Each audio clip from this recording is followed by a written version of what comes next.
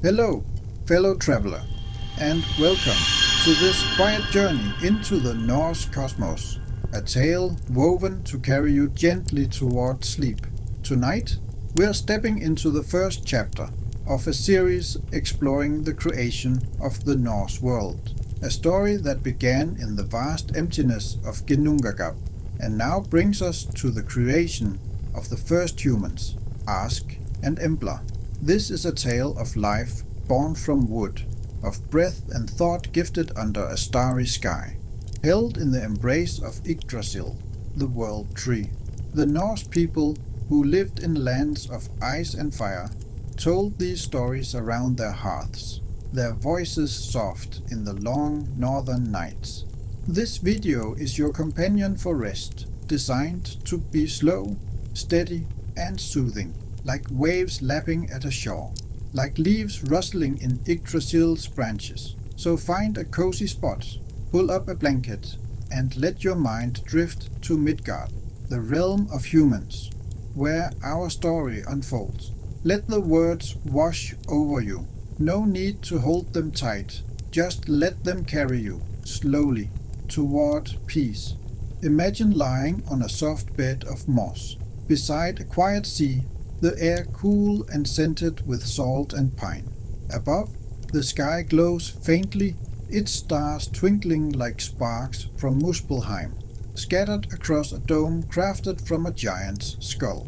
In the distance, Yggdrasil stands, its trunk glowing, its branches whispering, its roots sinking into the cosmos. The Norse myths were born in lands like this. Rugged fjords, deep forests, towering mountains, and endless winters. The people who told these stories saw their world in the myths, a cosmos born from chaos, shaped by gods, and held together by a great tree. Tonight, we'll explore one moment in that cosmos, the creation of Ask and Embla, when humanity first stepped into Midgard's embrace. Close your eyes if you like, or keep them open, gazing at the stars on your screen. Let's begin, in the quiet of a world newly formed, where the gods are at work. Chapter 1. The creation of Ask and Embla.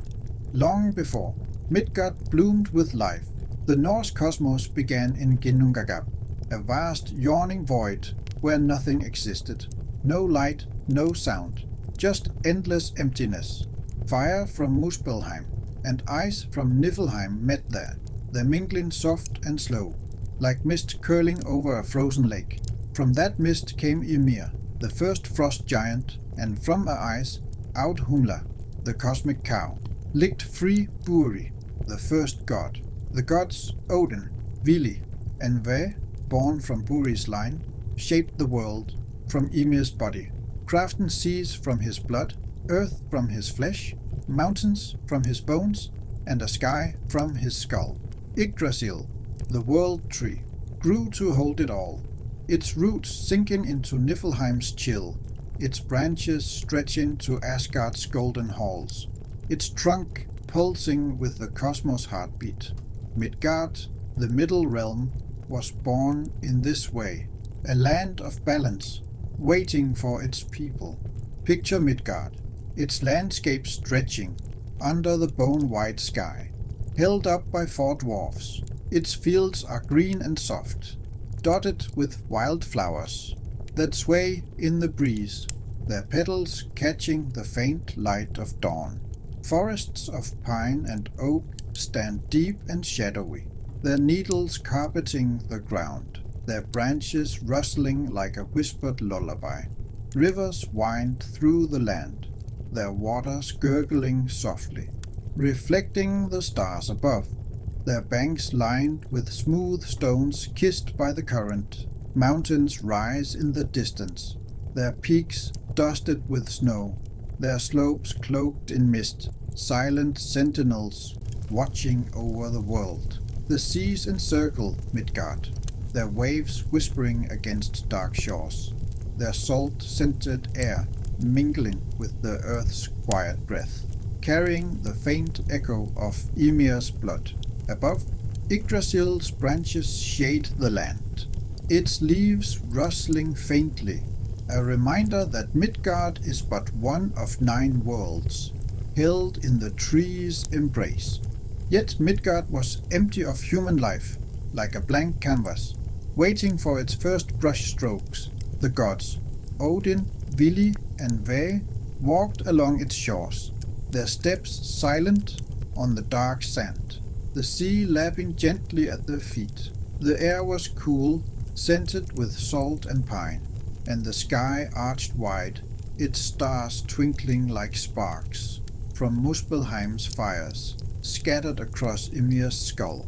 The gods paused, their eyes scanning the shore, the water, the distant forests, the mountains standing tall. They felt the stillness of Midgard, its beauty, its potential, and they knew it was time to bring humanity into being, to give this world its first inhabitants, to weave them into Yggdrasil's tapestry. Odin, the wisest of the gods, noticed 2 pieces of driftwood washed up by the sea, carried by the waves born from Ymir's blood. One was ash, its grain straight and strong, its surface smooth, polished by the sea until it glowed faintly in the twilight, like a star reflected in water. The other was elm, supple and sturdy, its wood soft to the touch, its edges softened by the sea's gentle caress. These were no ordinary pieces of wood. The gods saw life in them, saw the possibility of something more, a spark waiting to be kindled. Picture it, the ash and elm lying on the dark sand, the sea murmuring behind them, its waves a soft, repetitive hush, like a lullaby sung by the cosmos itself. The air was still, scented with salt and damp earth, and Yggdrasil's leaves rustled faintly above, their glow casting shadows on the shore. Odin, Vili, and Ve knelt beside the driftwood, their hands gentle, their voices soft as a breeze through Midgard's pines. They named the ash figure Ask, the first man, and the elm figure Embla, the first woman. Slowly, they began their work, shaping the wood with divine care, as if tending a sapling in Yggdrasil's shade. Odin, with his deep wisdom, leaned close and breathed into them the gift of life. The chests rose, the breath soft and steady, like the rhythm of the sea lapping at the shore, like the pulse of Yggdrasil's roots. Picture it, Ask and Embla, their forms still wooden but softening, their eyes closed, their breath mingling with the cool air. The sound of the waves, the faint rustle of distant trees, the whisper of Yggdrasil's leaves filled the quiet as life stirred within them, a spark kindling in the twilight. Vili, the god of will, gave them the gift of understanding, the spark of thought. He touched their minds, and their eyes fluttered, their thoughts waking like stars appearing in a twilight sky. They began to see the world, Midgard's green fields, its shadowy forests, its rivers glinting under the moon, its mountains standing silent. Their minds were simple, not like the gods, but alive, curious, ready to know the world woven by Yggdrasil's branches. The air was soft, carrying the scent of salt and wet wood, and the gods worked slowly, their hands steady, their gifts breathing life into the driftwood as the breeze whispered through the pines. Ask and Embla stood together, their breath slow, their eyes wide with wonder. They were not gods, not giants, but human, tied to the earth, part of its rhythm, part of the cosmos woven by Yggdrasil. The gods didn't command them or rule them. They simply let them be, let them step into Midgard's embrace, to walk its fields, to listen to its rivers, to rest under its pines. The Norse myths don't tell us what Ask and Embla did next, and that's part of their beauty. They were free to live, to trace the paths of Midgard's streams, to feel the shade of Yggdrasil's branches, to gaze at the starry sky, crafted from Ymir's skull. Picture them, two figures on a quiet shore, their footsteps soft in the sand, the world stretching out before them, alive and waiting, its landscapes a gentle invitation to exist. Let's pause here and imagine this moment. The shore is calm, the waves whispering, the sky glowing with stars. Midgard's fields stretch beyond, green and soft, their wildflowers swaying in the breeze. The forests hum with the rustle of pines, their needles soft underfoot. The rivers murmur, their waters glinting, and the mountains stand silent, their peaks touched by mist. Yggdrasil looms in the distance, its trunk glowing, its leaves whispering, its roots anchoring the cosmos. Ask and Embla stand together, their breath matching the rhythm of the sea, their hearts beating with the pulse of the earth. It's peaceful, isn't it? A world new and gentle, a story just beginning, held in the embrace of the world tree. Let your breathing slow, your thoughts drift, as we rest in this moment of creation. Before we wind down, let's reflect on what this myth tells us about the Norse and their view of humanity's place in the cosmos. The Norse saw humans as part of a larger whole, not separate from the world, but woven into it, like threads in Yggdrasil's tapestry. Ask and Embla, born from ash and elm, were tied to the trees that grew in Midgard's forests, to the wood that warmed Norse hearths, to the roots that sank into the earth. This idea of connection runs deep in Norse culture, where the land, the gods, and humanity were all part of one cycle. Other myths share this view. Greek stories of humans shaped from clay by Prometheus, or Babylonian tales of people crafted from divine blood. But for the Norse, the creation of Ask and Embla was special. It was a moment of balance, where driftwood became life, where the gods' gifts mirrored the cosmos order.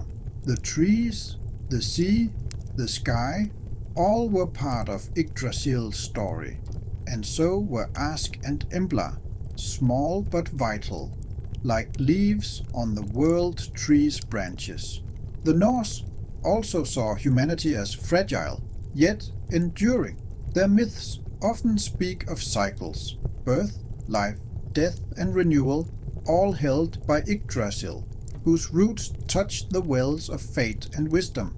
Ask and Embla's creation was a reminder that humans, though small in the vast cosmos, are part of its rhythm, born from the same chaos as Ginnungagap, shaped by the same gods who crafted the seas and stars. This connection gave the Norse a sense of place, a way to face their harsh world with courage, knowing they were tied to something greater, something eternal, like Yggdrasil, standing through the ages.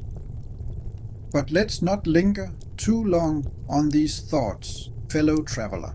Let's return to Midgard, to the shore, where Ask and Embla stand. The waves lap gently, the breeze carries the scent of salt and pine, and the stars twinkle above, scattered across Ymir's skull. Yggdrasil's glow lights the horizon, its leaves rustling softly, its roots humming with the cosmos pulse. The gods have done their work, and the world is alive with its first humans, its fields green, its rivers singing, its forests whispering. For now, let's rest here, in the quiet of Midgard, with the sound of the sea and the soft glow of the sky. Picture it, the shore stretching out, the waves murmuring, Yggdrasil standing tall, the cosmos breathing around you. Let the story carry you like a gentle tide, pulling you toward rest, toward sleep, toward dreams of a world newly born, held in the world trees embrace. Chapter 2. Heimdall creates the social classes. Hello, fellow traveler, and welcome back to our quiet journey through the Norse cosmos, a tale woven to carry you gently toward sleep. Tonight, we're stepping into the second chapter of our series, moving from the creation of Ask and Embla in Midgard's dawn to the story of Heimdall, the god who shaped the lives of humans by creating their social classes. This is a tale of order, of a world finding its rhythm, of people finding their place under the branches of Yggdrasil, the world tree. The Norse, who lived in lands of ice and fire, told these stories around the hearths, their voices soft in the long northern nights, weaving meaning into the cycles of life. This video is your companion for rest, designed to be slow, steady, and soothing, like the rustle of leaves or the murmur of a distant stream. So find a cozy spot, pull up a blanket, and let your mind drift to Midgard, where Heimdall walks among humans, shaping their world. Let the words wash over you. No need to hold them tight. Just let them carry you slowly toward peace. Picture yourself lying on a soft bed of grass in a Midgard meadow, the air cool and scented with earth and pine. Above, the sky, crafted from Ymir's skull, glows faintly, its stars twinkling like sparks from Muspelheim's fires. In the distance, Yggdrasil stands, its trunk pulsing with the cosmos' heartbeat, its branches whispering, its roots sinking into the wells of fate. The Norse myths began in Ginnungagap's void, where fire and ice met to birth Ymir, and from his body, the gods Odin, Vili, and Vi shaped Midgard's seas, fields, and mountains. Ask and Embla, the first humans, were born from driftwood, gifted life and thought to walk this land. Now, the world is alive, its fields green, its rivers singing, and Heimdall, the watchful god, comes to guide its people. Close your eyes if you like, or keep them open, gazing at the stars on your screen. Let's begin. In the quiet of Midgard, where a god walks among humans, weaving the threads of their lives. In the Norse cosmos, Midgard was alive, with the footsteps of Ask and Embla's descendants, humans who walked the fields, fished the seas, and rested under the shade of Yggdrasil's branches. The world was young, its landscapes vibrant yet simple. Green meadows dotted with wildflowers, forests of pine and oak whispering in the breeze, rivers glinting under the moon, and mountains standing silent, their peaks kissed by snow. The seas born from Ymir's blood lapped at Midgard's shores, their waves a soft repetitive hush, carrying the scent of salt and damp earth. The sky above, held by dwarfs, shimmered with stars, while Sol and Mani, the sun and moon, glided in their endless dance, casting light over the land. Yet humanity, though alive, was unformed, like clay waiting for a potter's hand. The gods saw this, and Heimdall, the ever-watchful, was chosen to bring order to their lives. Heimdall was a god, unlike the others, known as the guardian of the Bifrost, the rainbow bridge to Asgard. He had eyes that saw across worlds, and ears that heard the grass grow. His senses were sharp, his presence calm, his purpose tied to the balance of the cosmos. In this tale, from the Norse poem called the Rikshula, Heimdall took the name Rig and walked Midgard as a wanderer, his steps soft on the earth, his cloak blending with the twilight. Picture him, fellow traveler, a tall figure, his eyes gleaming like stars, his breath steady, moving through Midgard's fields under Yggdrasil's faint glow. The air was cool, the grass soft under his feet, and the world seemed to pause, waiting for his work to begin. Heimdall came first, to a humble home, a dwelling of rough wood and thatch, its hearth glowing with a small fire. The couple inside, I and Edda, great-grandfather and great-grandmother, lived simply, their hands worn from toil, their lives tied to the earth. The fire crackled softly, its smoke curling toward the roof, filling the air with the scent of burning pine. Heimdall sat with them, sharing their meal of coarse bread and broth. The table rough-hewn, the room dim but warm. The wind whispered outside, rustling the grass, and Yggdrasil's leaves seemed to hum in the distance. He stayed 3 nights, his presence gentle, his words few, teaching them the ways of survival, tilling the soil, tending livestock, living close to Midgard's rhythms. From their union came Thrall, the first of the thralls, a class of laborers strong and enduring, their lives bound to the land's cycles. Picture Thrall, his hands calloused, his back broad, his eyes steady as he works the fields.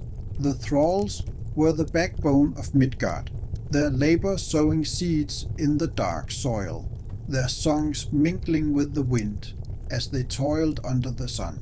The meadows stretched around them, green and soft, their wildflowers swaying, while rivers gurgled nearby, their waters reflecting the bone-white sky.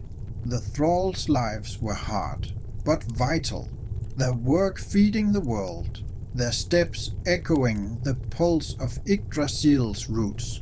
Heimdall watched, his gaze calm, and moved on, his cloak trailing in the twilight. Next, Heimdall came to a sturdy home, its walls of polished wood, its hearth bright with a steady flame.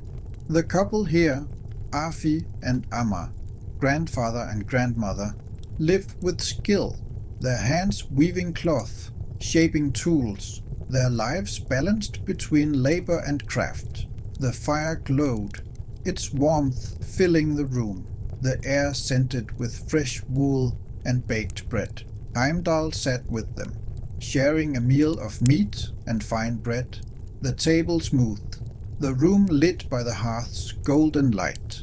The breeze outside rustled the pines, and Yggdrasil's faint hum carried through the night. He stayed 3 nights, his voice soft, teaching them the ways of trade and stewardship.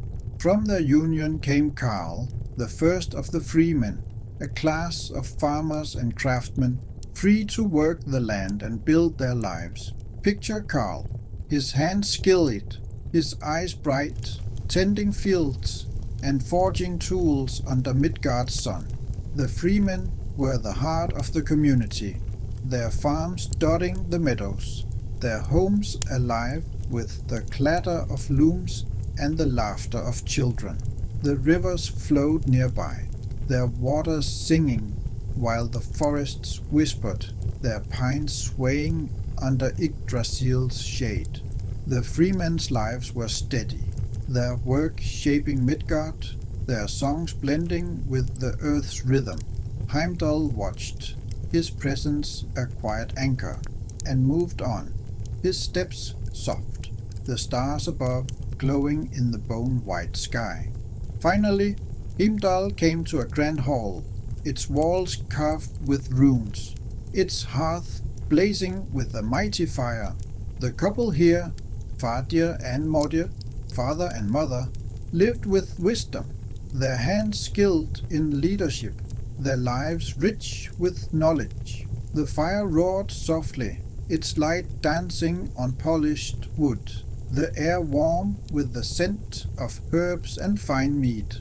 Heimdall sat with them, sharing a feast of roasted meat and honeyed bread, the table adorned with silver, the room glowing with warmth.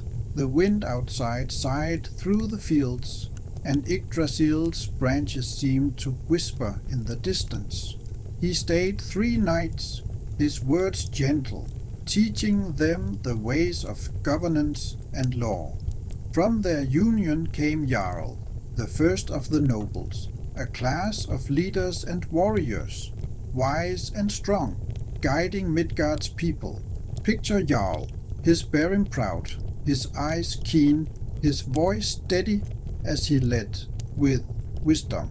The nobles built halls in Midgard's meadows, their banners fluttering in the breeze, their councils held under the stars. The rivers murmured, the forests rustled, and the mountains stood silent, all woven into Yggdrasil's tapestry. The nobles' lives were of purpose, their leadership a thread in the cosmos' balance, their songs echoing the gods' own tales. Heimdall watched, his work complete, and vanished into the twilight, his cloak blending with the mist, leaving Midgard ordered, its people alive under Yggdrasil's shade. Let's pause here, fellow traveler, and imagine this world. Midgard's fields stretch out, green and soft, their wildflowers swaying.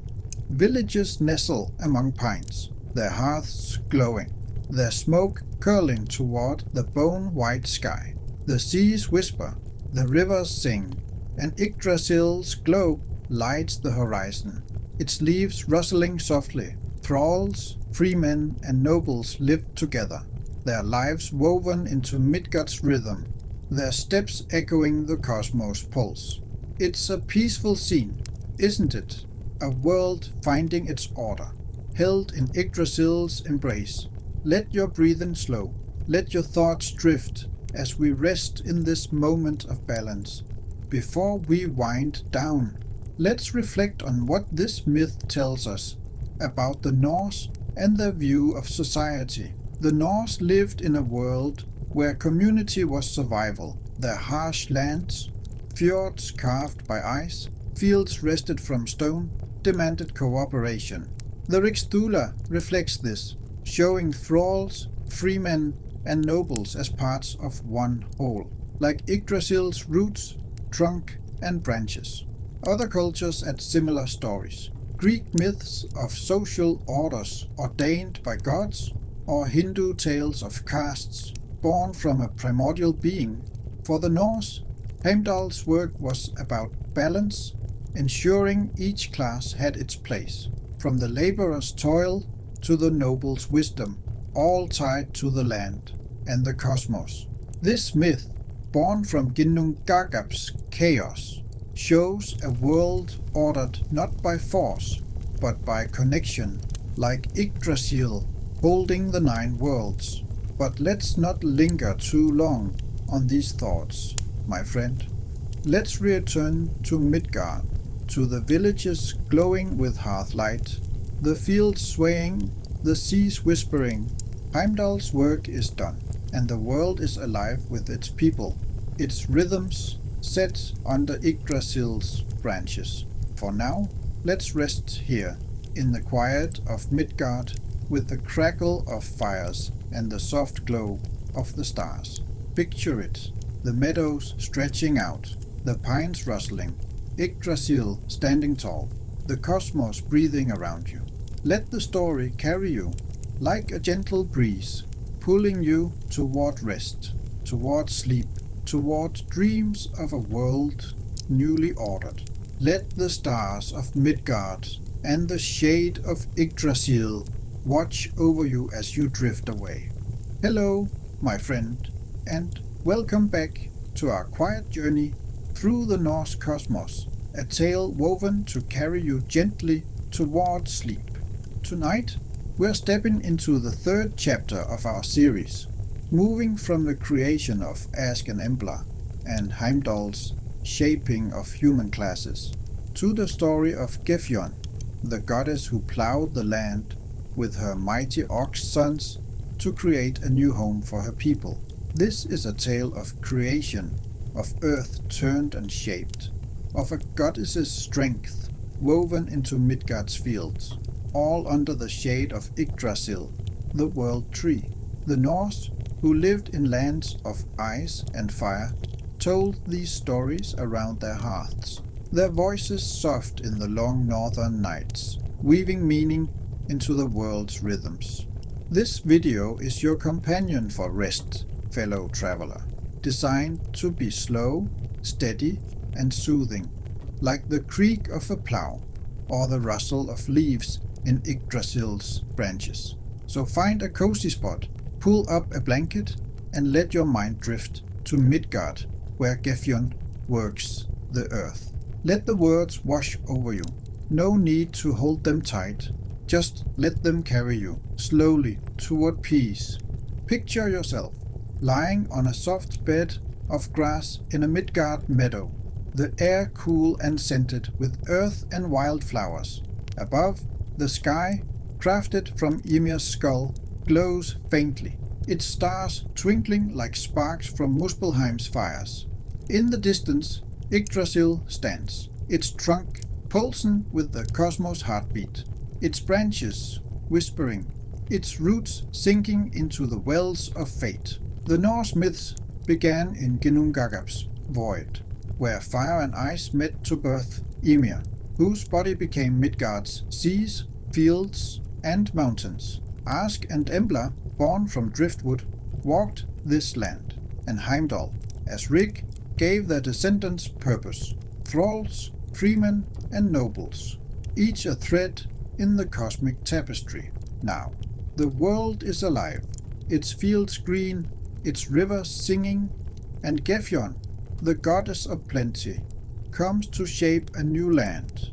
Close your eyes if you like, my friend, or keep them open, gazing at the stars on your screen.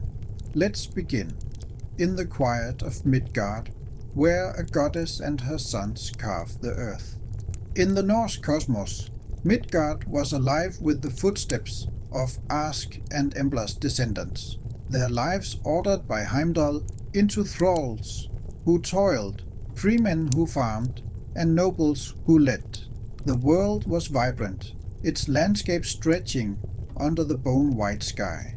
Picture its fields, green and soft, dotted with wildflowers that sway in the breeze, their petals catching the faint light of dawn. Forests of pine and oak stand deep and shadowy, their needles carpeting the ground, their branches rustling like a whispered lullaby. Rivers wind through the land, their waters gurgling softly, reflecting the stars above, their banks lined with smooth stones. Mountains rise in the distance, the peaks dusted with snow, silent sentinels watching over Midgard. The seas, born from Ymir's blood, lap at the shores, their waves a gentle hush, carrying the scent of salt and damp earth. Above, Yggdrasil's branches shade the land, its leaves whispering, its roots tying Midgard to the 9 worlds, from Asgard's golden halls to Niflheim's icy depths.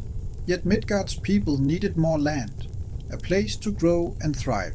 The gods, watching from Asgard, saw this need, and Gefjon, a goddess of the Vanir, known for her strength and bounty, was chosen to act. Gefjon was radiant, her presence warm, like a summer field under the sun. Her eyes gleamed with purpose, her hands strong from tending the earth.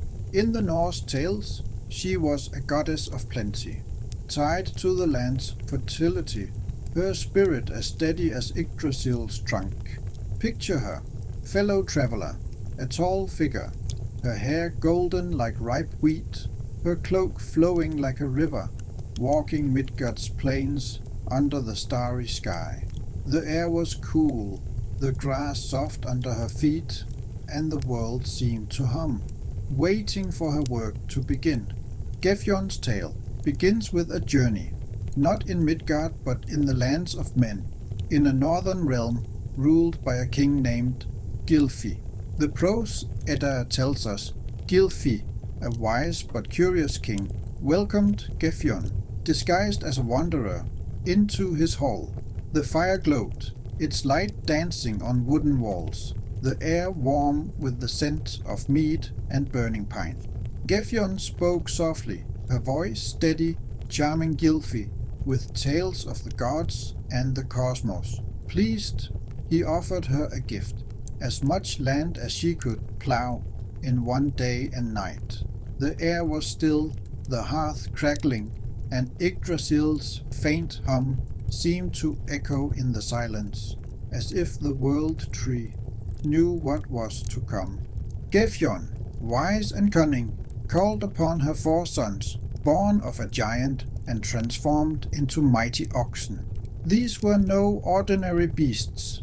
Their hides were thick, their eyes deep and knowing, their breath heavy like the wind over Midgard's fields.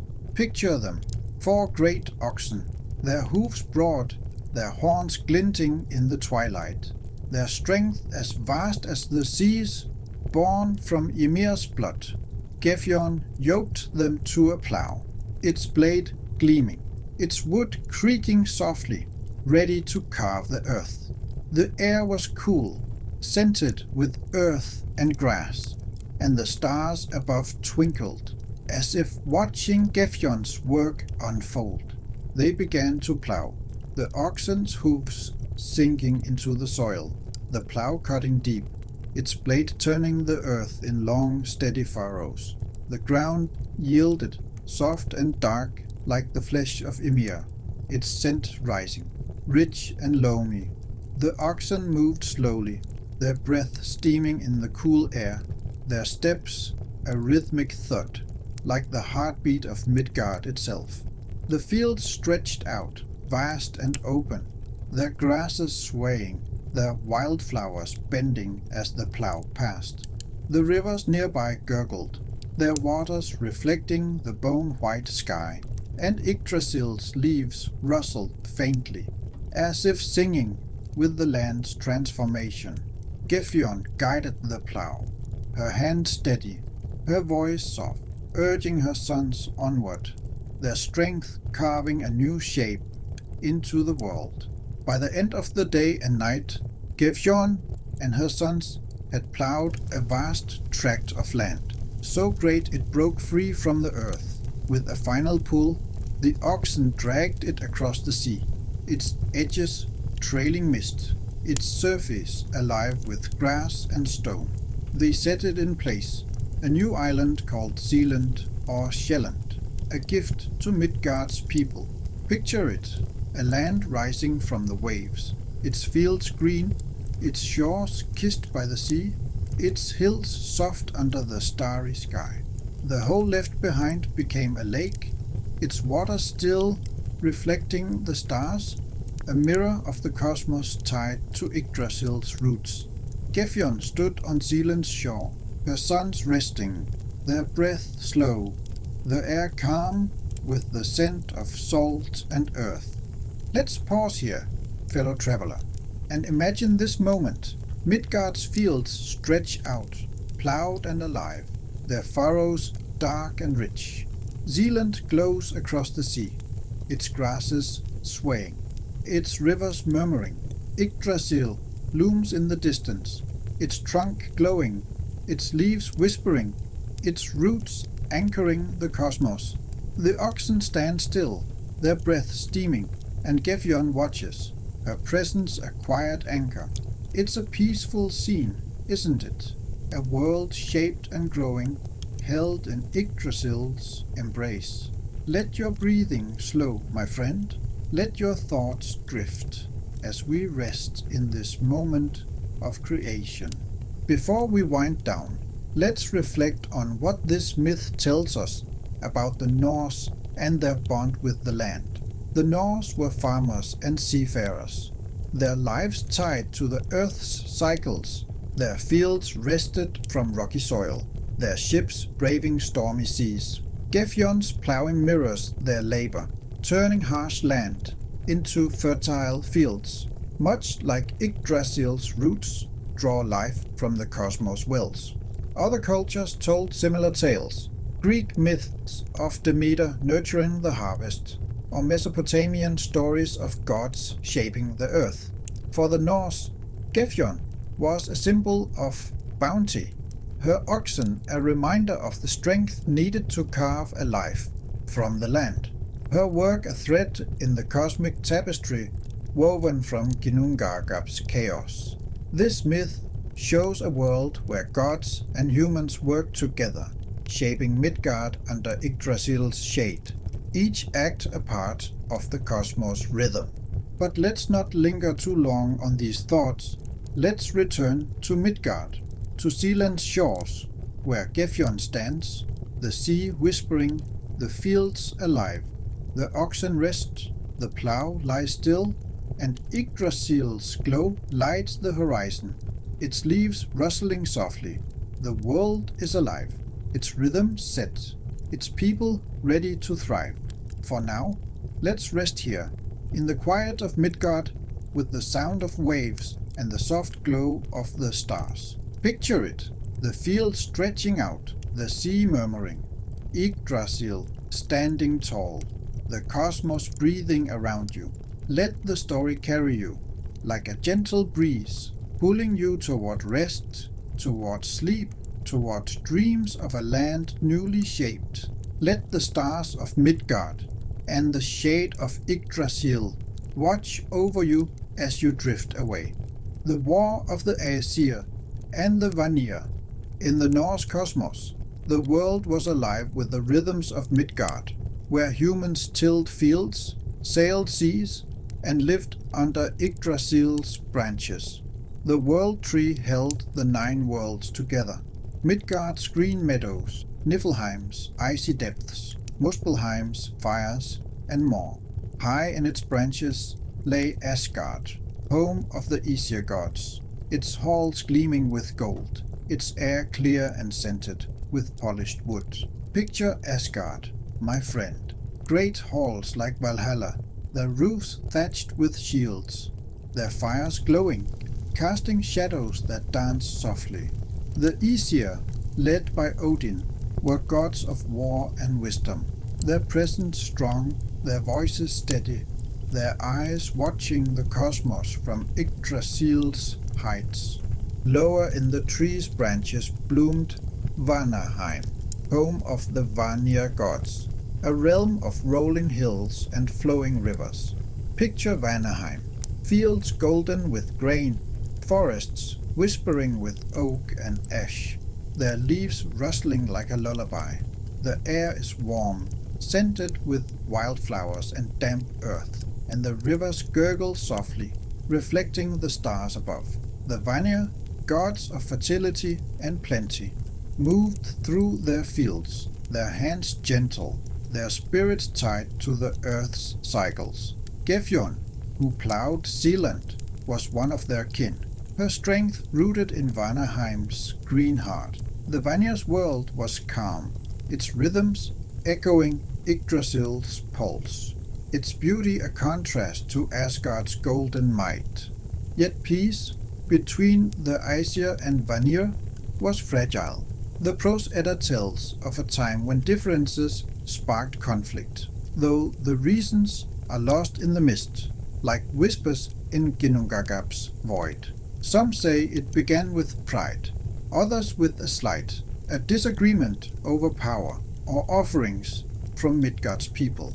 The air grew tense, the cosmos holding its breath, as Yggdrasil's leaves rustled faintly, sensing the strife.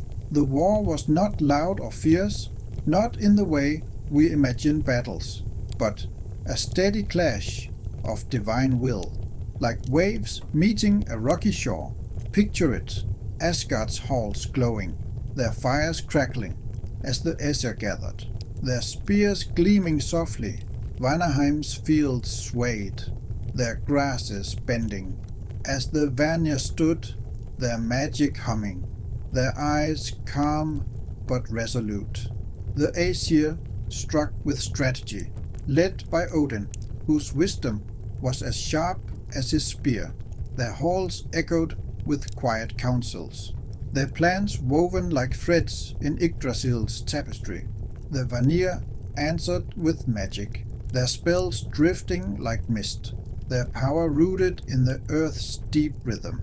The battles were gentle, not a storm, but a dance, their clashes soft as the wind through Yggdrasil's branches.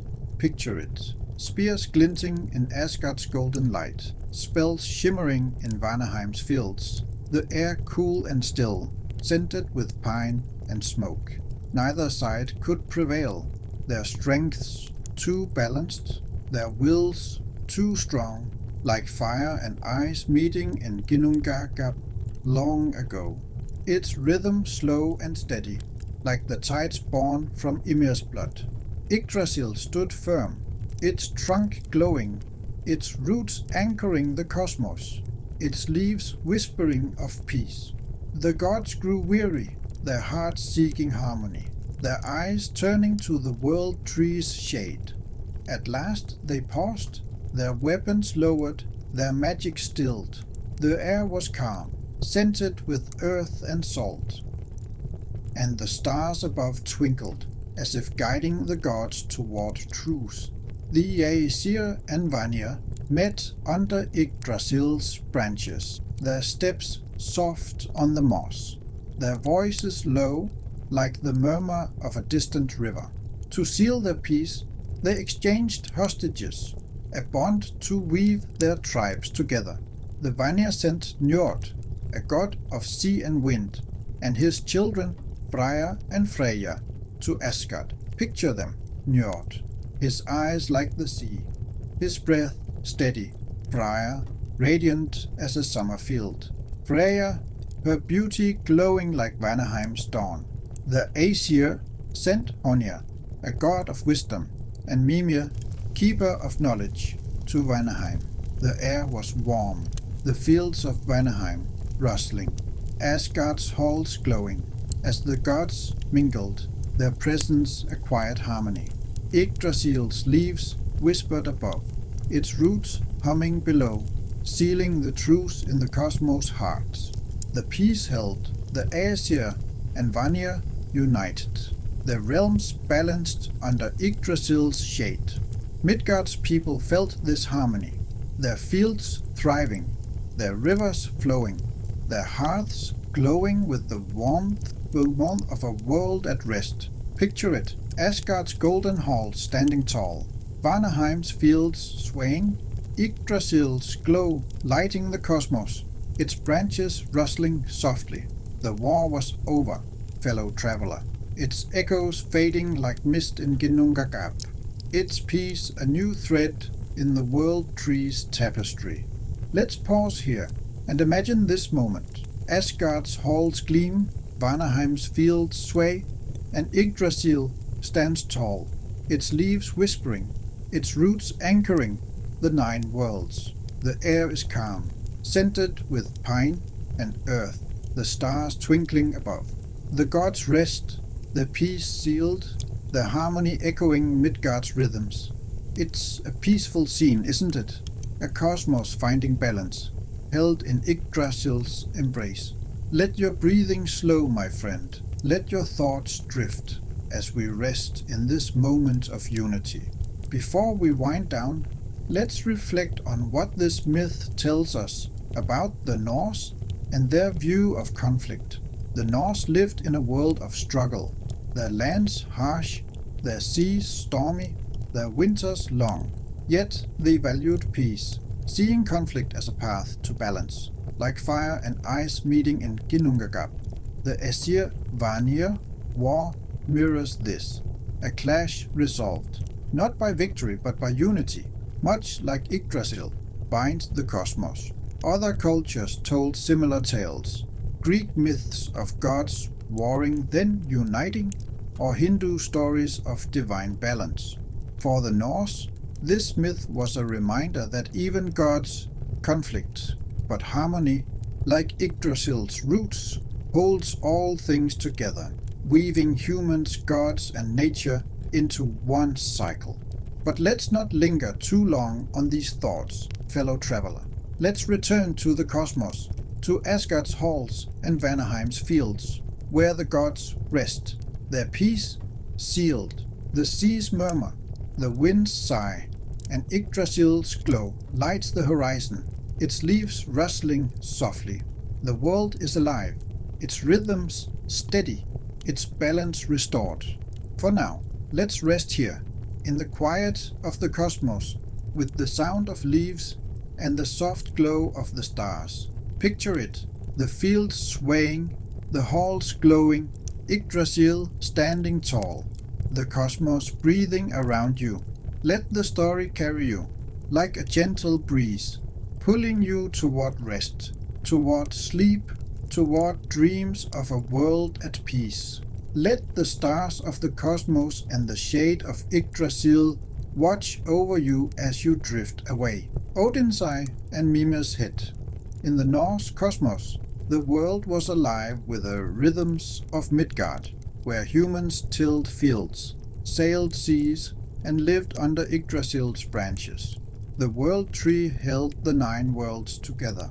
Midgard's green meadows, Vanaheim's golden fields, Niflheim's icy depths, and Asgard, where the Aesir gods dwelled in halls of gold. Picture Asgard, its great halls like Valhalla, the roofs thatched with shields, their fires glowing, casting shadows that dance softly on polished wood. The air is clear, scented with smoke and warm stone, and the stars above twinkle, reflecting the cosmos' quiet pulse. Odin, the All-Father, ruled here, his presence steady, his one eye gleaming with wisdom, his ravens circling under Yggdrasil's branches. Odin was a god of many quests, his heart restless, his mind ever seeking the secrets of the cosmos. He had shaped Midgard from Ymir's body, breathed life into Ask and Embla, and sealed peace with the Vanir. But knowledge called to him, like a whisper from Ginnungagap's void. Deep beneath Yggdrasil's roots lay the well of Mimir, a spring of wisdom, its waters dark and still, holding the secrets of past, present, and future.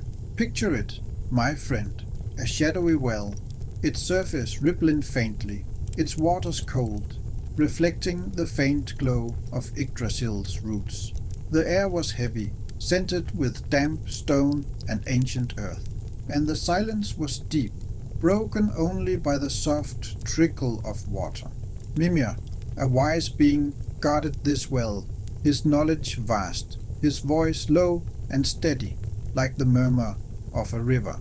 The Prose Edda tells us Odin sought the well, his steps slow through the misty depths, his cloak trailing like a shadow. The air was cool, the roots of Yggdrasil glowing faintly, their patterns etched in the darkness. Odin stood before the well, its waters shimmering, and asked for a drink, a taste of wisdom to guide the cosmos. Mimir's voice was soft, his words deliberate, demanding a price. For wisdom was not given freely, not even to a god. The price was steep, one of Odin's eyes, a sacrifice to seal his quest. The air was still, the silence deep, and Yggdrasil's roots seemed to hum, as if the world tree knew the weight of this moment. Odin plucked out his eye, its light fading like a star, and placed it in the well, its ripples spreading softly, like whispers in the cosmos. In return, Mimir offered a drink, the water cold and clear, its taste heavy with secrets. Odin drank deeply, his mind opening, his thoughts weaving through the past and future, seeing the threads of fate that bound the 9 worlds. The well's waters shimmered, the air scented with stone and mist, and Yggdrasil's glow pulsed, as if sealing the sacrifice. Odin returned to Asgard, his one eye gleaming brighter, his wisdom deeper, his heart steady under Yggdrasil's shade. But his quest for knowledge did not end.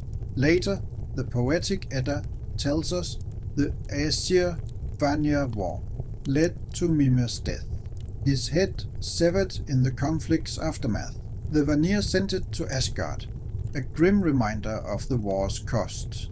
Odin, unwilling to lose Mimir's wisdom, preserved the head with herbs and magic, his hands gentle, his voice soft as he chanted spells. Picture it, Mimir's head, its eyes closed, resting in Asgard's halls, its presence calm, surrounded by the scent of herbs and burning pine. The firelight danced, the air warm, and Yggdrasil's faint hum echoed, as if the world tree approved. Odin, unwilling to lose Mimir's wisdom, preserved the head with herbs and magic, his hands gentle, his voice soft as he chanted spells. Picture it, Mimir's head, its eyes closed, resting in Asgard's halls, its presence calm, surrounded by the scent of herbs and burning pine. The firelight danced, the air warm, and Yggdrasil's faint hum echoed, as if the world tree approved. Odin would speak to Mimir's head, seeking counsel in quiet moments. The head's voice was low, its words slow, like the trickle of the well's waters, sharing secrets of the cosmos. Picture Asgard's halls, the fire crackling, the shields glinting, the air scented with smoke and herbs.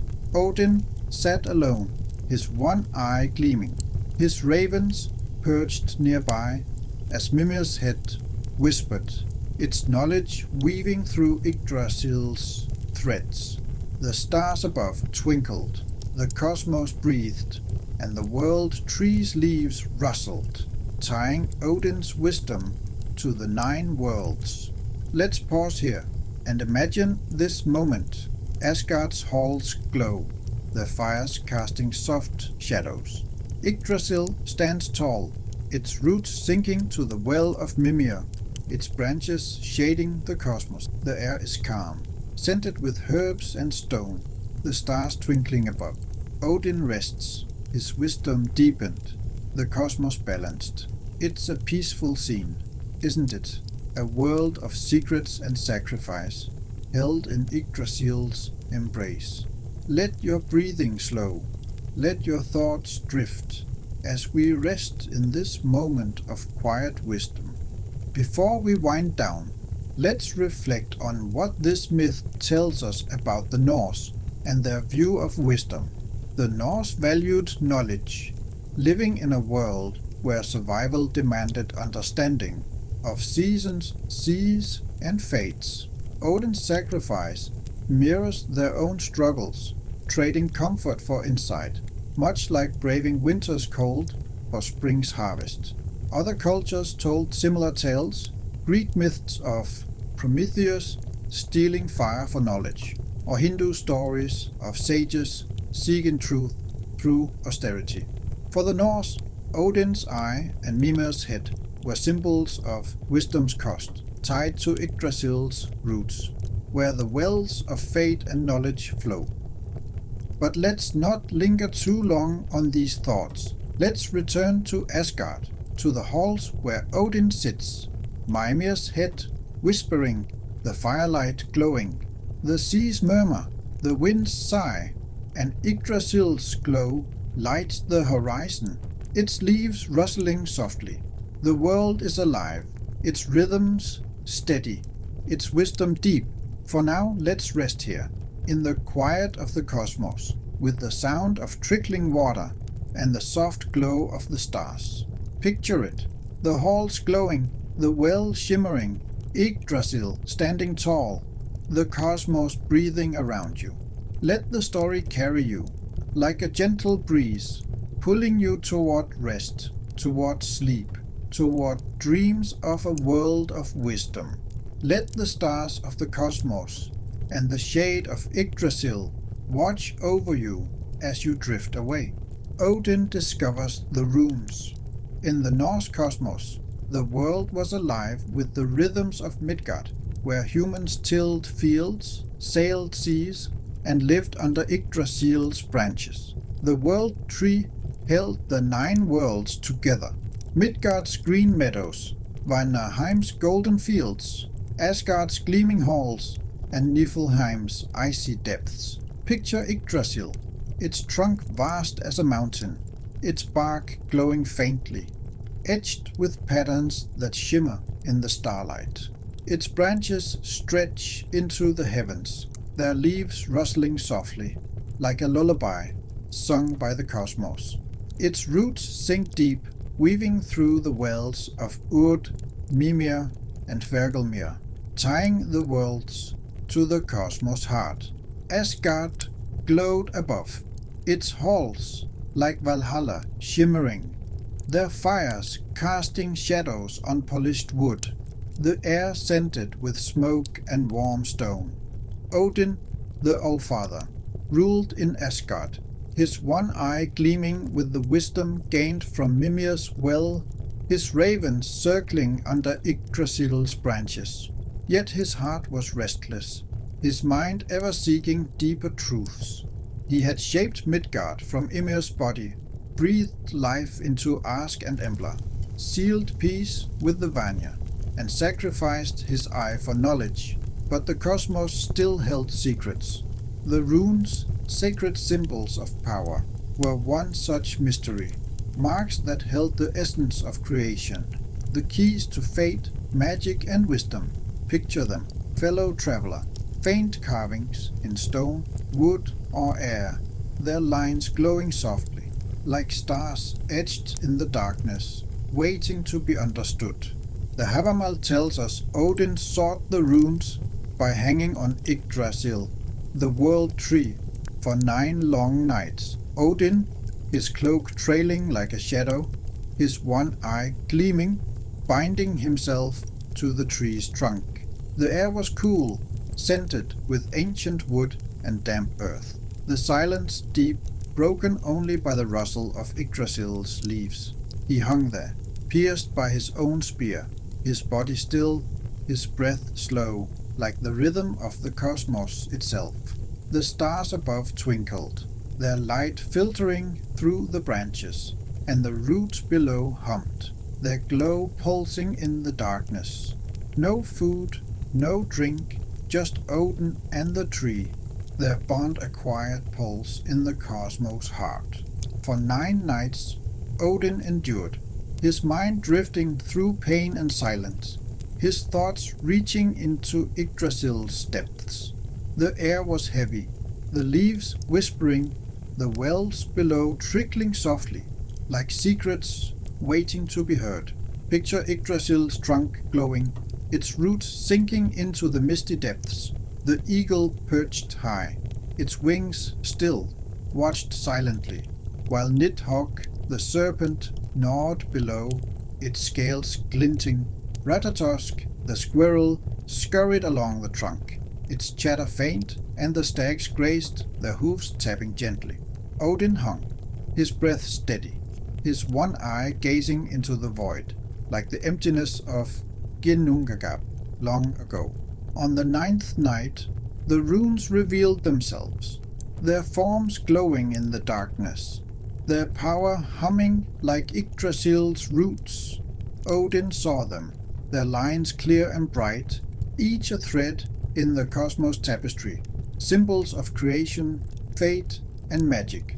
He grasped them, his voice a low chant, his hands trembling as he carved their shapes into his mind. The air was still, scented with earth and starlight, and Yggdrasil's leaves rustled, as if singing with the rune's birth. Odin fell from the tree, his body weary but his spirit alive, his wisdom deepened, his heart tied to the cosmos' pulse. Back in Asgard, Odin shared the runes with the gods and humans, their symbols etched on stone, wood, and air. Asgard's halls glowing, their fires crackling, the air warm with smoke and herbs. The runes shimmered, the lines guiding magic, recording law, binding fates. In Midgard, humans carved them on stones by rivers, their waters gurgling, their banks soft with grass. The runes were a gift, a bridge between gods and men, woven into Yggdrasil's tapestry, like the fields ploughed by Gefjon, or the classes shaped by Heimdall. The cosmos hummed, its balance steady, its secrets shared under the world tree's shade. Let's pause here, fellow traveler, and imagine this moment. Yggdrasil stands tall, its trunk glowing, its leaves rustling softly. Asgard's halls gleam, Midgard's fields sway, and the runes shimmer in the starlight. The air is calm, scented with wood and earth, the stars twinkling above. Odin rests, his wisdom complete, the cosmos balanced. It's a peaceful scene, isn't it?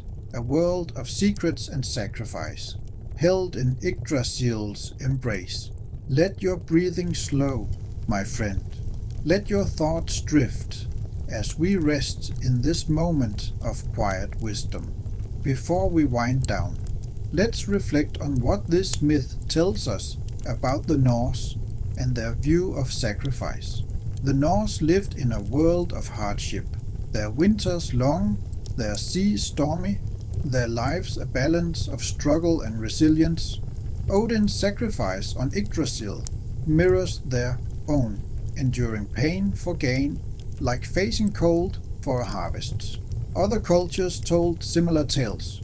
Greek myths of Orpheus descending for love, or Hindu stories of sages meditating for enlightenment. For the Norse, the runes were more than symbols.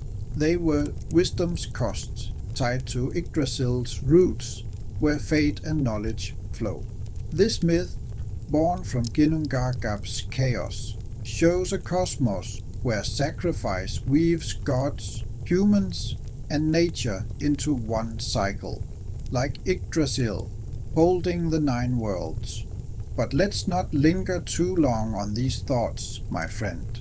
Let's return to Yggdrasil, where Odin rests, the runes glowing, the cosmos humming. Asgard's fires crackle, Midgard's rivers murmur, and Yggdrasil's glow lights the horizon, its leaves rustling softly. The world is alive, its rhythm steady, its wisdom deep for now. Let's rest here, in the quiet of the cosmos, with the sound of trickling water and the soft glow of the stars. Picture it, the tree standing tall, the runes shimmering, the cosmos breathing around you. Let the story carry you, like a gentle breeze, pulling you toward rest, toward sleep, toward dreams of a world of wisdom. Let the stars of the cosmos and the shade of Yggdrasil watch over you as you drift away. Chapter 8. The Mead of Poetry.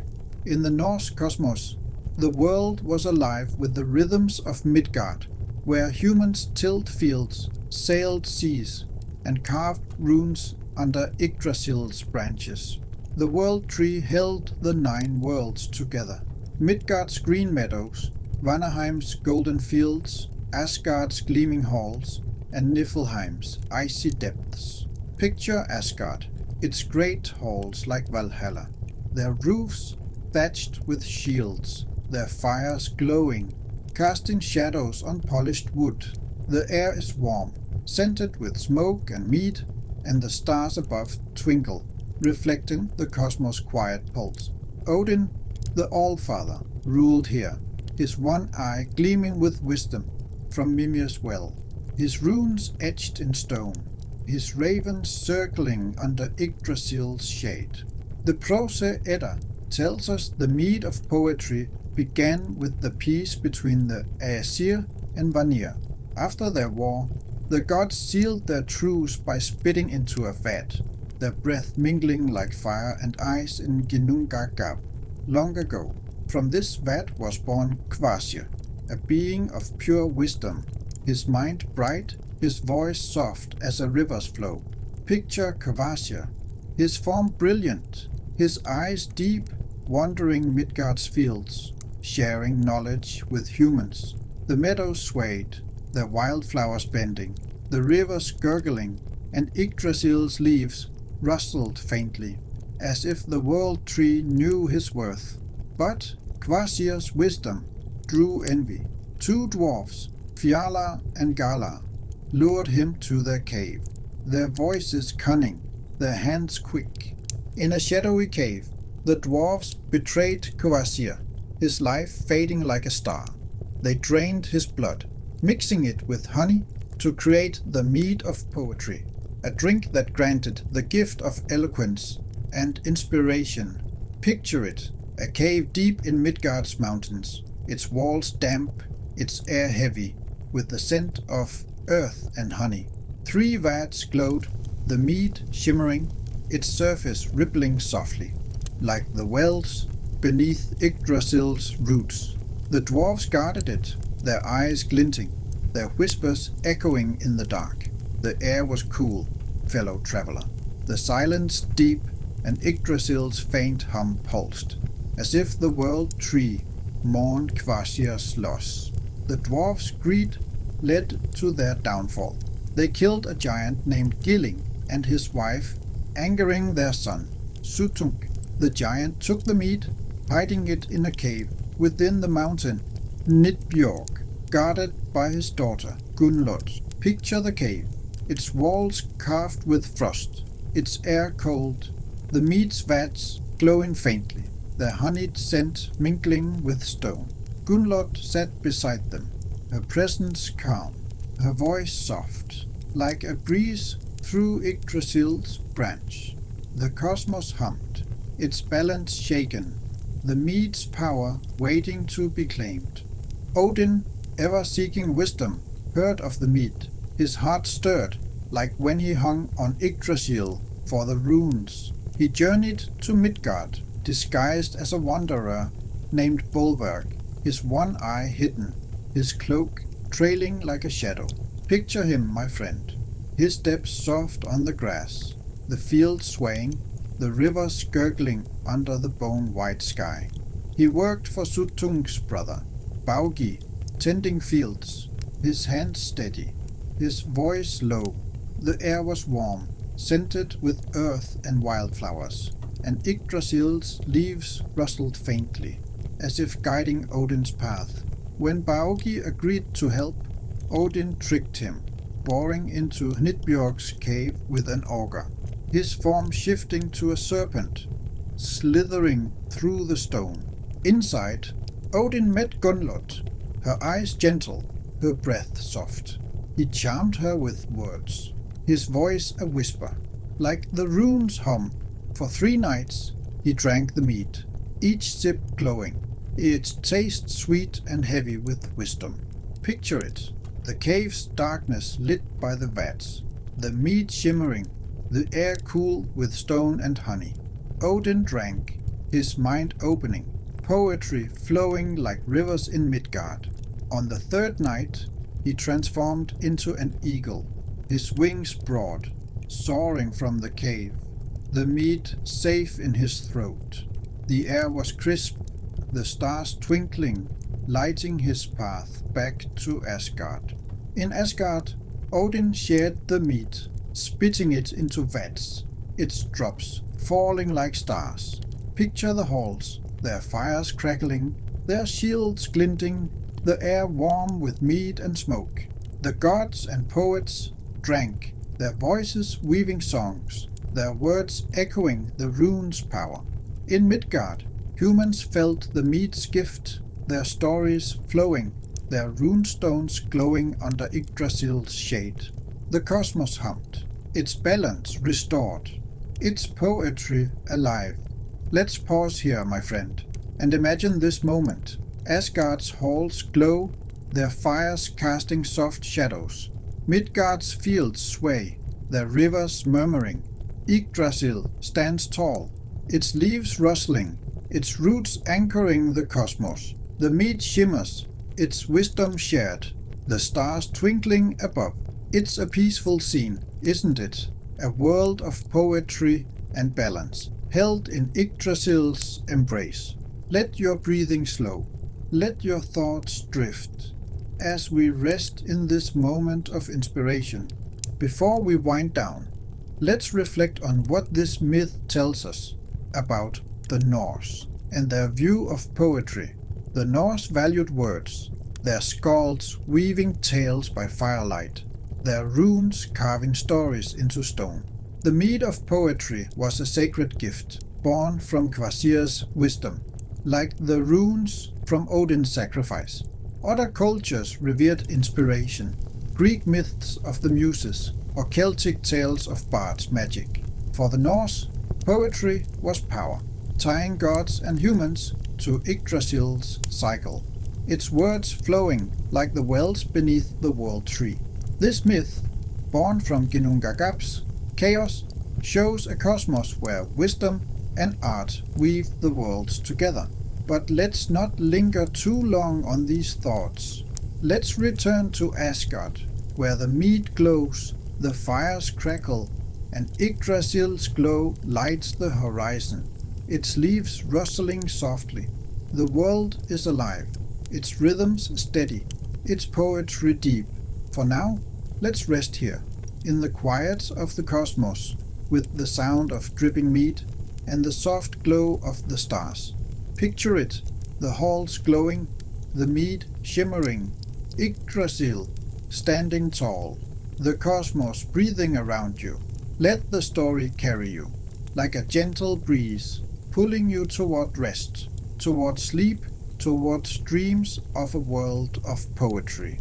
Let the stars of the cosmos and the shade of Yggdrasil watch over you as you drift away, the treasures of the gods. Hello, fellow traveler, and welcome back to our quiet journey through the Norse cosmos, moving from Odin's quest for the mead of poetry to the story of the treasures of the gods, divine gifts crafted by the skilled dwarves of Svartalfheim.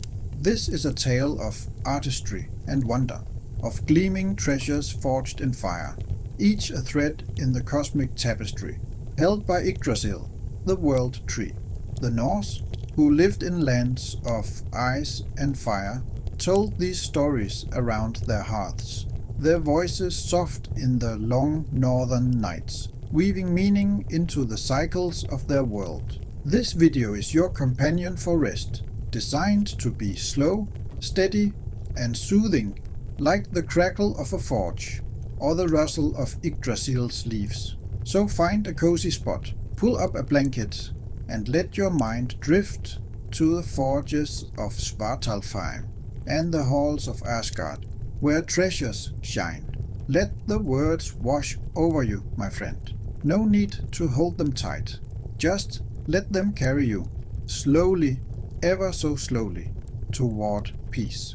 Picture yourself lying on a soft bed of moss beside a quiet stream in Midgard, its waters gurgling under Yggdrasil's shade. The air is cool, scented with damp earth and pine, and the sky above, crafted from Ymir's skull, glows faintly, its stars twinkling like sparks from Muspelheim's fires. Yggdrasil looms, its trunk pulsing with the cosmos' heartbeat, its branches whispering, its roots sinking into the wells of fate. The Norse myths began in Ginnungagap's void, where fire and ice birthed Ymir, whose body became Midgard's seas, fields, and mountains. Ask and Embla walked this land. Their descendants, shaped by Heimdall, Gefjon plowed Zealand, the Aesir, and Vanir found peace. And Odin gained wisdom through sacrifice and the runes. Now, the cosmos hums, and the gods receive treasures crafted with dwarven skill. Close your eyes if you like, or keep them open, gazing at the stars on your screen. Let's begin, in the quiet of the cosmos, where divine gifts are forged. In the Norse cosmos, the world was alive with the rhythms of Midgard, where humans tilled fields, sailed seas, and carved runes under Yggdrasil's branches. The world tree held the 9 worlds together. Midgard's green meadows, Vanaheim's golden fields, Asgard's gleaming halls, and Svartalfheim's shadowy forges. Picture Svartalfheim, a realm of dark stone, its caves lit by the glow of forges, their fires crackling softly, casting shadows that dance on the walls. The air is warm, scented with smoke and molten metal, and the clink of hammers echoes. like a heartbeat in the cosmos. The dwarves, master craftsmen, worked here, their hands skilled, their eyes glinting, shaping treasures that would shine in Asgard's halls. Asgard stood high in Yggdrasil's branches, its halls like Valhalla, glowing with gold, the roofs thatched with shields, their fires casting a warm light. The air was clear, scented with polished wood and mead, and the stars above twinkled, reflecting the cosmos's pulse. Odin ruled here, his one eye gleaming with wisdom from Mimir's well and the runes. His ravens circling, their wings whispering. The gods, enriched by the mead of poetry, sought treasures to match their power, gifts to honor the roles in the cosmos, woven from Ginnungagap's chaos. The prose, Edda tells us, these treasures were born from a trick, a tale of Loki's mischief and the dwarves' skill. Loki, the trickster god, wandered Asgard, his steps light, his eyes gleaming with mischief. Imagine this, fellow traveler, his cloak trailing, his smile sly, moving through Asgard's halls like a shadow under Yggdrasil's branches. He played a prank, cutting the golden hair of Sif, Thor's wife, her locks shimmering like the fields plowed by Gevion. Thor's anger rumbled like a storm in Midgard's mountains, and Loki, to appease him, promised treasures from Svartalfheim's forges. The air was tense, the fires crackling, and Yggdrasil's leaves rustled faintly, as if the world tree knew what was to come. Loki journeyed to Svartalfheim, his steps soft on the stone, the air heavy with smoke and heat. He found two groups of dwarfs, first the sons of Ivaldi, then Brok and Eitri, each skilled, their hammers steady, their forges glowing. Picture it, the caves alive with firelight, sparks drifting like stars, the clink of metal echoing softly. Loki challenged them to craft treasures for the gods, promising glory for the work. The air was warm, the forges roaring, and Yggdrasil's faint hum pulsed, as if the world tree fueled their craft. The sons of Ivaldi worked first, their hands deft, their fires glowing. They crafted 3 treasures, each a marvel. First was Sif's golden hair, its strands shimmering like sunlight on Midgard's fields, flowing like the rivers born from Ymir's blood. Picture the hair gleaming, soft as silk, restoring Sif's beauty, its glow lighting Asgard's halls. Second was Skidbladnir, a ship for Freya, its sails folding like a cloth, its hull sailing land or sea, steady as Yggdrasil's roots. Third was Gungnir, Odin's spear, its shaft balanced, its point etched with runes, glowing softly like the wisdom from Mimir's well. The air was warm, the forges crackling, the treasures shimmering under Yggdrasil's shade. Brok and Eitri, undaunted, lit their forge, their bellows roaring, sparks flying like Muspelheim's fires. Loki, fearing their skill, turned into a fly, buzzing to distract them, but the hand stayed steady. They crafted 3 more treasures, each a wonder.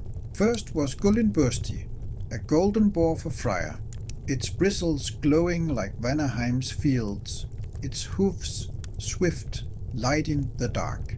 Picture the boar gleaming, running through Asgard's halls, a beacon under the stars. Second was Draupnir, a golden ring for Odin, its surface shimmering, dropping 8 new rings every 9th night, like Yggdrasil's endless cycle.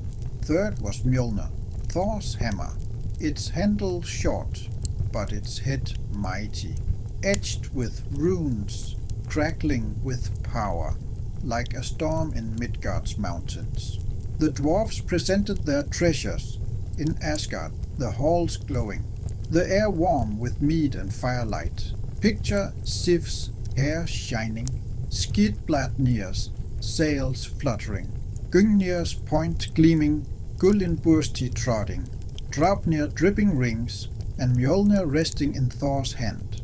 The gods judged, their voices soft, their eyes bright, choosing Brok and Eitri's gifts for their might. Loki's tricks failed, his mischief tamed, the treasures sealing the gods' power. The air was calm, scented with smoke and gold, and Yggdrasil's leaves rustled, as if the world tree approved. In Midgard, humans heard of these treasures, their stories woven into runes, their hearths glowing like Svartalfheim's forges, runestones by rivers, their carvings glowing, telling of Mjolnir's might and Draupnir's wealth. The cosmos hummed, its balance steady, its treasures shining under Yggdrasil's shade, like the Mead of Poetry's glow. Let's pause here and imagine this moment. Asgard's halls glow, their fires casting soft shadows, the treasures shimmering, Midgard's fields sway, its rivers murmur, and Yggdrasil stands tall, its leaves rustling, its roots anchoring the cosmos. The air is calm, scented with mead and earth, the stars twinkling above. It's a calm setting, isn't it? A world of artistry and balance, held in Yggdrasil's embrace. Let your breathing slow, let your thoughts drift, as we rest in this moment of wonder. Before we wind down, let's reflect on what this myth tells us about the Norse and their view of craftsmanship. The Norse valued skill, their lives shaped by forging tools and sailing ships in a harsh world. The dwarfs' treasures mirror their own artistry, crafting beauty from stone and wood, like runes carved under Yggdrasil's shade. Other cultures told similar tales, Greek myths of Hephaestus, forging divine gifts, or Celtic stories of sacred artifacts. For the Norse, these treasures were more than objects. They were power and balance, tying gods and humans to the cosmos, like Yggdrasil's roots weaving through Ginnungagap's legacy. This myth shows a world where skill shapes destiny, each treasure a thread in the cosmic cycle. But let's not linger too long, fellow traveler. Let's return to Asgard, where the treasures gleam, the fires crackle, and Yggdrasil's glow lights the horizon. Its leaves rustling softly. The world is alive, its rhythm steady, its artistry deep. For now, let's rest here, in the quiet of the cosmos, with the sound of crackling forges and the soft glow of the stars. Picture the halls glowing, the treasures shimmering, Yggdrasil standing tall, the cosmos breathing around you. Let the story carry you, like a gentle breeze, pulling you toward rest, toward sleep, towards dreams of a world of divine gifts. Let the stars of the cosmos and the shade of Yggdrasil watch over you as you drift away. The Wall of Asgard. Hello, my friend, and welcome back to our quiet journey through the Norse cosmos. This is a tale of cunning and labor, of a giant's work and a god's mischief, shaping the golden realm of the Aesir. The Norse, who lived in lands of ice and fire, told these stories around their hearths, their voices soft in the long northern nights, weaving meaning into the cycles of their world. This video is your companion for rest, designed to be slow, steady, and soothing, like the clatter of stones or the rustle of Yggdrasil's leaves. So find a cozy spot, pull up a blanket, and let your mind drift to Asgard's golden halls, where a wall rises to protect the gods. Let the words wash over you, fellow traveler. No need to hold them tight, just let them carry you, slowly, toward peace. Imagine yourself lying on a soft bed of moss, beside a quiet stream in Midgard, its waters gurgling under Yggdrasil's shade. The air is cool, scented with damp earth and clay, and the sky above, crafted from Ymir's skull, glows faintly, its stars twinkling like sparks from Muspelheim's fires. Yggdrasil looms, its trunk pulsing with the cosmos' heartbeat, its branches whispering, its roots sinking into the wells of fate.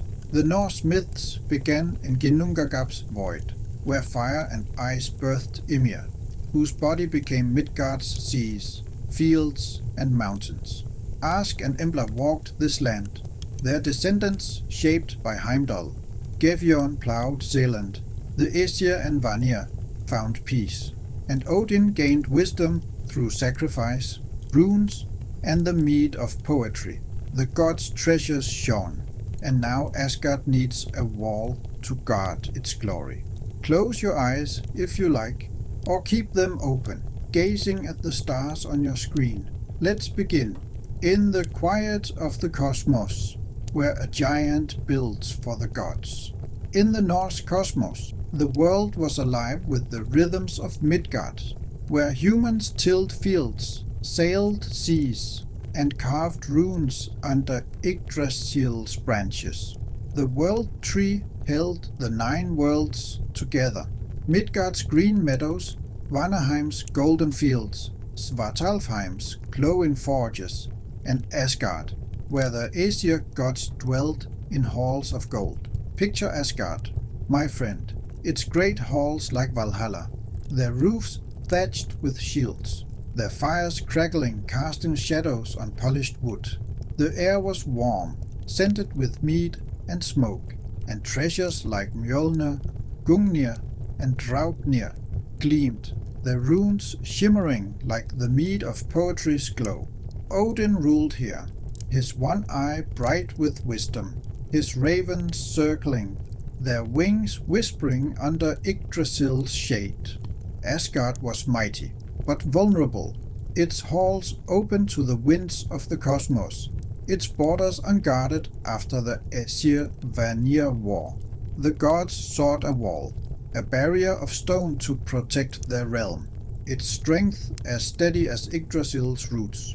The Prose Edda tells us a giant builder came to Asgard, his form tall, his eyes like stone, his voice low, like the rumble of Midgard's mountains. Picture him, his hands rough, his cloak heavy with dust, standing before Asgard's halls, under the bone-white sky. The air was cool, scented with pine and earth, and Yggdrasil's leaves rustled faintly, as if the world tree sensed his purpose. The giant offered to build a wall, a mighty barrier to encircle Asgard, its stones unyielding, its height touching the stars. He asked a steep price, the sun, the moon, and Freyja, the Vanir goddess of beauty, to be his bride. Imagine Freyja, her hair golden like Vanaheim's fields, her eyes glowing like the Mead of Poetry, her presence warm as a summer dawn. The gods hesitated, their voices soft in counsel, the fires crackling in Valhalla's halls. Loki, the trickster, his smile sly, urged them to agree, promising the giant couldn't finish in time. The air was tense, the stars twinkling above, and Yggdrasil's faint hum pulsed, as if the world tree knew the risk. The gods set a term, 6 months to complete the wall, an impossible task, they thought. The giant agreed, but asked to use his horse, Svadilfari, a mighty steed with eyes like storms, and hooves like thunder. Picture him, his coat grey as Midgard's cliffs, his muscles strong, pulling stones across Asgard's plains. The air was cool, scented with dust and grass, and the clatter of stones echoed, like a heartbeat in the cosmos.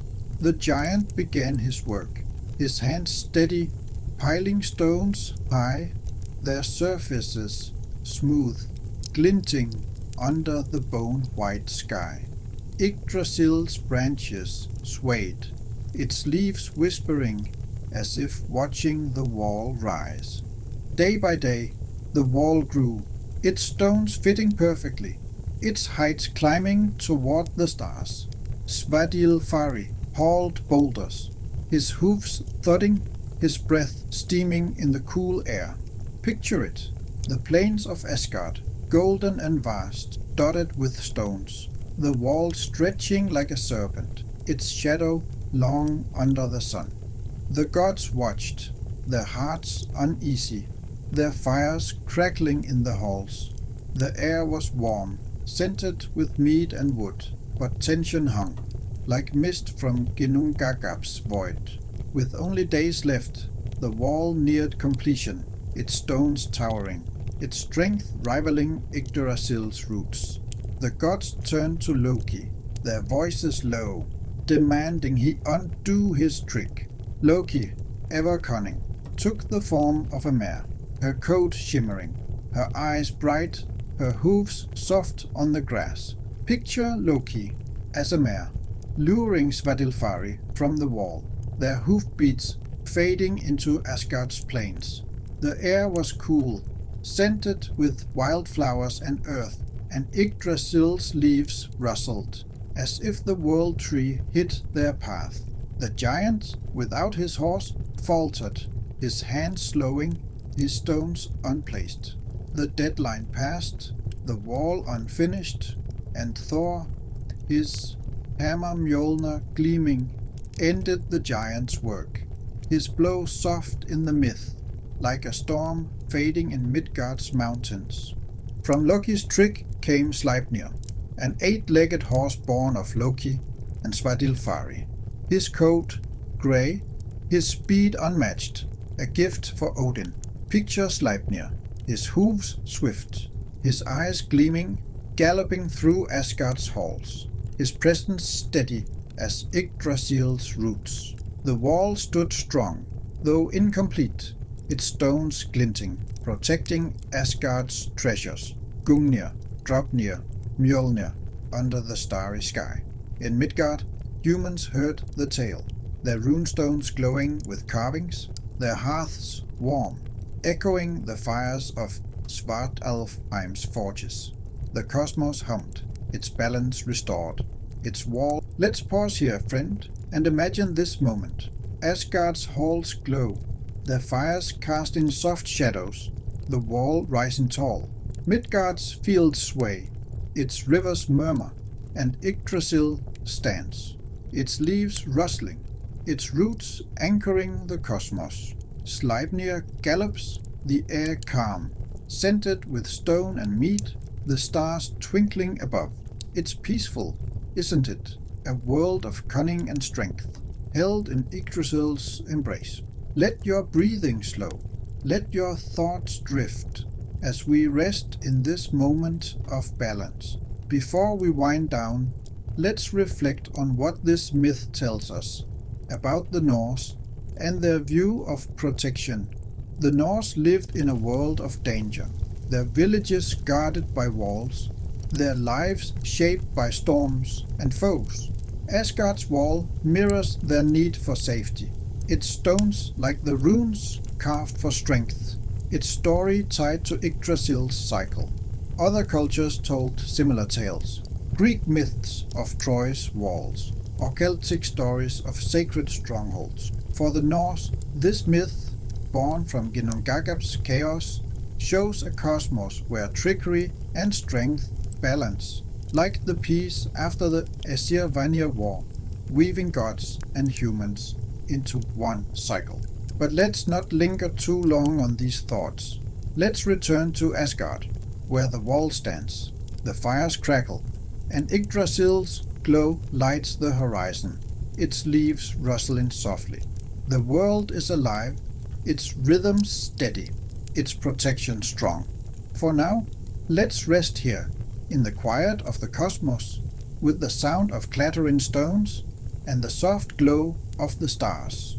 Picture the halls glowing, the wall rising, Yggdrasil standing tall, the cosmos breathing around you. Let the story carry you like a gentle breeze, pulling you toward rest, towards sleep, towards dreams of a world fortified. Let the stars of the cosmos and the shade of Yggdrasil watch over you as you drift away. Chapter 11. Conclusion. And so, fellow traveler, we rest here, in the quiet of the Norse cosmos, where Asgard's wall stands strong, its stones glinting under the stars. The fires of Valhalla crackle softly, the air warm with mead and wood, and Yggdrasil's leaves whisper, carrying the tales of gods and giants. Thank you, dear listeners, for joining us on this gentle journey through the 9th chapter of our saga, where Loki's cunning and a giant's labor shaped a barrier for the gods. Your presence here, and all who listen, weaves you into this cosmic tapestry, like threads in the world tree's embrace. May these stories of Midgard, Asgard, and Yggdrasil cradle you into a lovely deep sleep, your dreams filled with golden halls and starry skies. If you've enjoyed this tale, please leave a like. It's a small spark, like a star from Muspelheim, lighting our path. And if you wish to drift with us again, subscribe, letting the Norse cosmos guide you to more nights of rest. For now, let the rustle of Yggdrasil's branches and the murmur of Midgard's seas carry you slowly towards peace. Good night, fellow traveler. Good night, dear listeners. And may the shade of Yggdrasil watch over you as you drift away. Subscribe for more videos in the future.